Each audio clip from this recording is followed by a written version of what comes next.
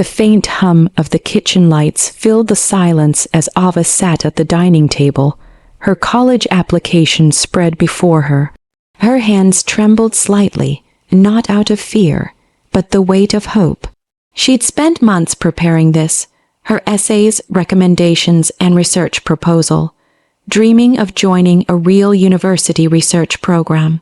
Across the table, her older sister Lena swirled a glass of red wine, the picture of elegance and confidence.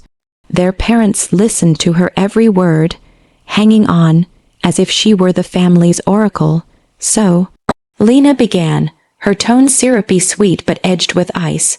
"You're applying to Northridge University, the one with the medical nanotech program." Ava nodded, trying to hide her nervous smile. "Yes, I've been reading their recent papers on regenerative biochemistry. I think I could actually contribute." Lena laughed, loud, sharp, and echoing. "Ava, come on.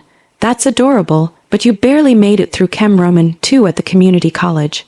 Maybe stick with what you know, okay?" Her words sliced deeper than she knew. Their mother chuckled softly, their father cleared his throat, and in that small gesture of dismissal, Ava's dream cracked. "I just thought," Ava started, but Lena interrupted. "You thought you could compete with people who have been doing research for years. Honey, be realistic. Not everyone's meant for that level. Community college suits you, stable, simple, safe." Ava looked down at her trembling hands, her unfinished essay staring back at her like a mirror of defeat.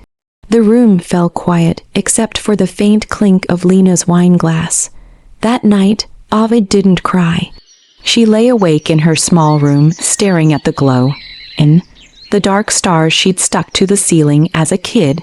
Once, they made her believe she could touch real stars. Now, they just reminded her how far away she was from everything she wanted. But in the silence, something flickered inside her, a fragile defiance. She thought of every time she'd been told she wasn't enough, every time her ideas had been laughed at. If she couldn't have the university, she'd build her own lab. If no one believed in her, she'd make belief irrelevant. The next morning, she sold her old laptop, picked up extra shifts at the local cafe, and began converting her uncle's dusty basement into a makeshift laboratory. As she cleaned the cracked counter and rearranged old beakers, a thought whispered in her mind, half pain, half promise. One day, Lena will know what it feels like to be underestimated. Outside, the morning sun broke through the gray, spilling light onto the basement window, faint but determined. Just like her, the basement smelled faintly of rust and old paint. But to Ava, it was the scent of beginning. Every evening after work, she came home, changed into her worn-out lab coat, and descended into her small, dimly lit sanctuary. The world above might have dismissed her, but down here, she was free to fail, to try again, and to imagine without ridicule. She worked with second-hand equipment she'd bought online, a cracked microscope, salvaged pipettes, a dented centrifuge. Nothing matched, nothing gleamed, but everything worked just enough to keep her dream alive. Ava's idea had begun as a whisper in her notebook, a regenerative nanogel that could heal damaged tissue at a cellular level. Her goal wasn't fame or fortune, it was personal. Years ago, she had watched her mother's health deteriorate after an accident, unable to afford proper therapy. Ava wanted to create something affordable, accessible, something that didn't care if you were rich or poor. Her professor at the community college, Dr. Hartman, had been the only one to notice her spark. "You think differently, Ava," he'd said one afternoon as she nervously presented her rough sketches. "Don't chase brilliance, build it." Those words became her mantra. Night after night, she tested compounds, sugar-based polymers, nanocapsules, biological agents that could self-repair. Most nights ended in failure. Tubes fizzled out, samples contaminated, data went nowhere. But Ava didn't stop. Lena, on the other hand, was thriving, at least by the world's standards. Her Instagram overflowed with pictures of boardrooms, designer suits, and champagne dinners. Sometimes, when their parents invited Ava over, Lena would make small jabs in her usual polished tone. "So, how's the little lab? You making magic potions down there?" Ava would smile faintly. "Something like that." Lena would laugh, turn to their parents, and add, "Well, it's cute she has a hobby. Keeps her busy, you know." Each word lodged itself deeper into Ava's chest, but she learned something from the sting. Silence was a powerful weapon.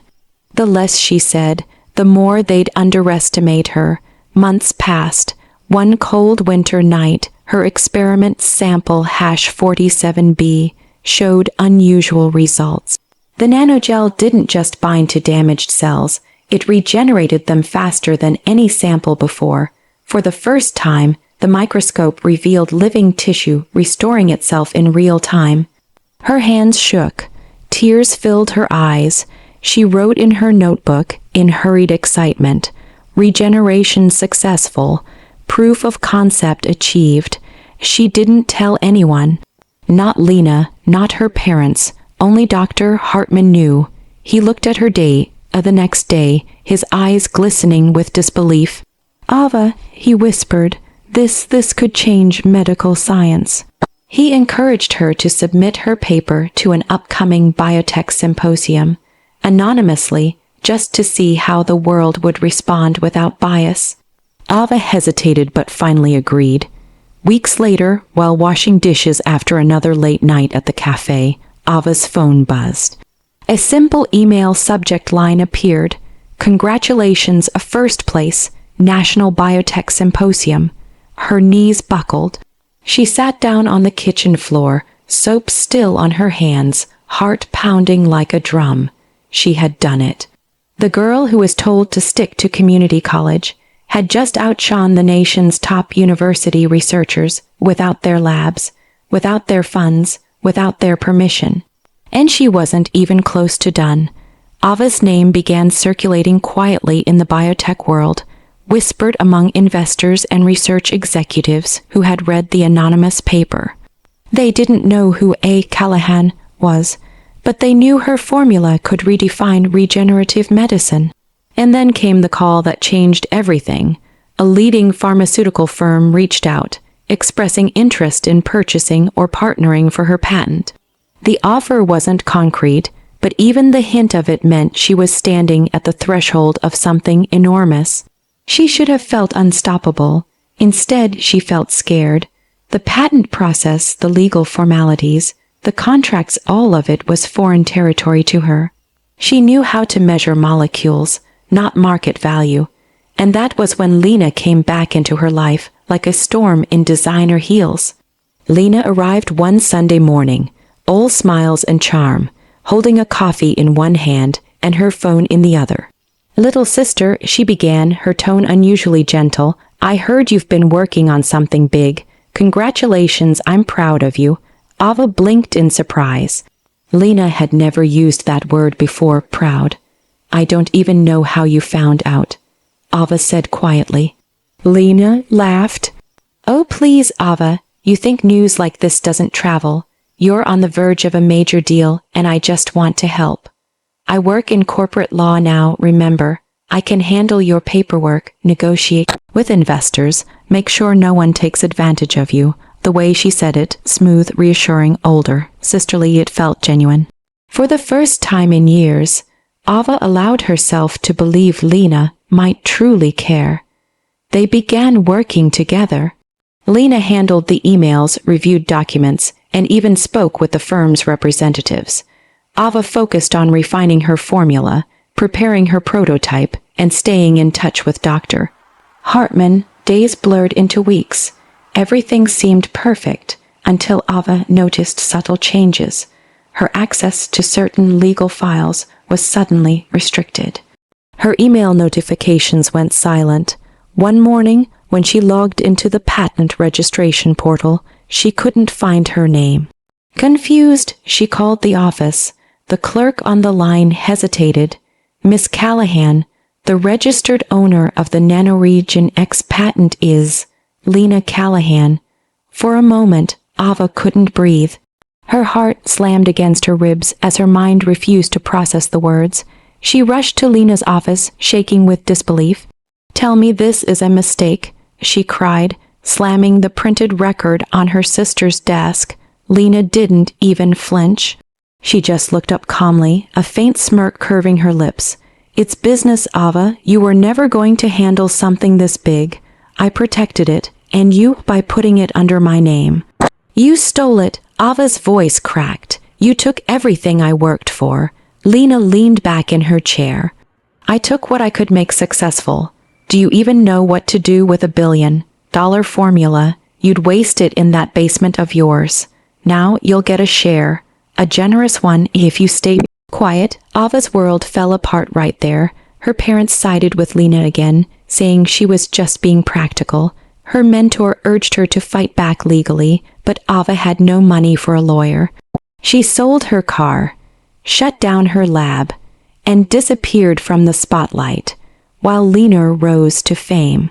Within months, Lena became a media darling, the young visionary who revolutionized regenerative medicine. Her face appeared on magazine covers, her company's stock soared, and her smile beamed from every television screen. Ava stopped watching the news, until one day a letter arrived at her doorstep. It was handwritten and unsigned, but the first line made her pulse race. "I know the truth about your sister. I was at the symposium. You deserve to win this back." At the bottom was a business card, a lawyer's name she didn't recognize. A flicker of hope ignited in the ashes of her despair. Maybe the world hadn't seen the last of her after all. The city was buzzing that morning, newspapers filled with stories about Lena Callahan, the prodigy behind NanoRegenX, the $1 billion medical breakthrough. But far from the polished offices and flashing cameras, Ava sat in a quiet cafe downtown, holding a folder filled with lab notes, experiment logs, and digital timestamps, her proof. The mysterious letter had led her to Daniel Reeves, a patent lawyer who had attended the biotech symposium months earlier. "I remember your paper," he said when they met. "I knew it was you the moment I saw Lena's patent filing. The formulas match line for line, except yours came first." Ava's voice trembled. "She has money, power, and lawyers. I have nothing." Daniel smiled faintly. "You have the truth. That's all I need." The legal battle began quietly but grew like wildfire. The pharmaceutical firm that had invested in NanoRegenX demanded clarification. Lena tried to dismiss Ava's claims as jealousy. But when Daniel presented the dated research logs, the symposium records, and a signed letter from Dr. Hartman verifying Ava's authorship, the tide began to turn. For weeks, Lena avoided calls and interviews, her flawless image cracking under public scrutiny. Ava remained silent, no interviews, no statements, just calm, deliberate precision. Finally, the day of the patent hearing arrived.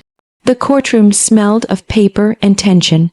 Cameras waited outside like vultures, eager to capture the fall of a corporate goddess.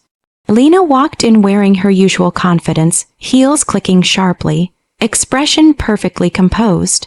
Ava entered quietly, in a plain gray suit, clutching the same notebook she had written in during those long basement nights. The judge reviewed both claims. Lena's lawyer spoke first, painting her as the visionary who brought the concept to life. Then Daniel stood, voice steady and cutting through the courtroom like a scalpel. "Your Honor," he began, "science is written in time, in data, in progress, in the very handwriting of discovery. And the handwriting on this formula belongs to only one person." He placed Ava's old notebook on the table, its pages worn, ink faded, filled with equations, diagrams, and corrections in blue pen. Every line, every formula, dated months before Lena's patent submission. Lena's face drained of color. The room fell silent as the judge read through the evidence. When he finally spoke, the words felt like thunder. "Patent ownership is hereby awarded to Ava Callahan." Lena's composure shattered. Ava didn't look at her. She simply exhaled a soft, trembling sigh, as if the air had finally returned to her lungs after years of suffocation. 2 months later, headlines across the country changed. Young researcher Ava Callahan reclaims $3 to be patent, announces foundation for underprivileged scientists. Ava didn't buy a mansion or throw parties. Instead, she opened the Hartman Initiative, a research center in her late mentor's honor, offering scholarships and lab access to students who couldn't afford elite universities. During the opening ceremony, a journalist asked, "What would you say to those who doubted you?" Ava smiled softly. "They taught me something valuable, that belief from others isn't necessary when you believe in yourself."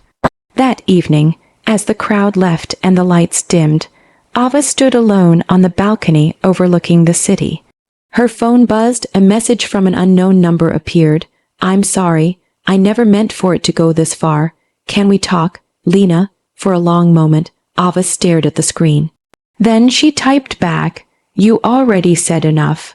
She placed her phone down and looked toward the skyline, a canvas of golden lights and endless possibility. Once, her sister had told her to stick to community college. Now, Ava's name was etched into the history of science, not for revenge, but for resilience. Because sometimes the sweetest revenge isn't destruction. It's success, quiet, graceful, and undeniable.